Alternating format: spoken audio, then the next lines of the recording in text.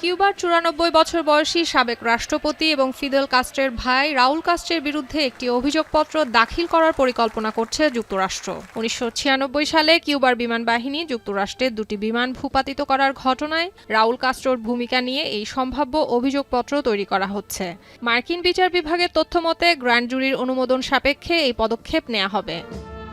এদিকে ১৯৫৯ সালের কিউবা বিপ্লবের পর দ্বিতীয়বারের মতো সিআইএ পরিচালক জন র্যাডক্লিফের নেতৃত্বে একটি মার্কিন প্রতিনিধি দল ১৪ মে হাভানায় একটি বৈঠক করে। কিউবার রাষ্ট্রীয় গণমাধ্যম কিউবা ডিবেট এক বিবৃতিতে একথা নিশ্চিত করে। বৈঠকটি দুই দেশের উচ্চ পর্যায়ের যোগাযোগের এক বিরল মুহূর্ত। এমন এক সময়ে এই বৈঠক অনুষ্ঠিত হলো যখন কিউবার উপর মার্কিন জ্বালানি অবরোধকে কেন্দ্র করে দ্বীপ রাষ্ট্রটির জ্বালানি ও বিদ্যুৎ উৎপাদন খাত ভয়াবহ বিপর্যয়ের মুখে।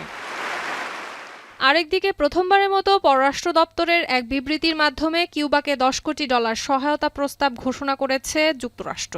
তবে নগদ এই সাহায্য কিউবার কোন খাতে বরাদ্দ করা হবে তা জানানো হয়নি।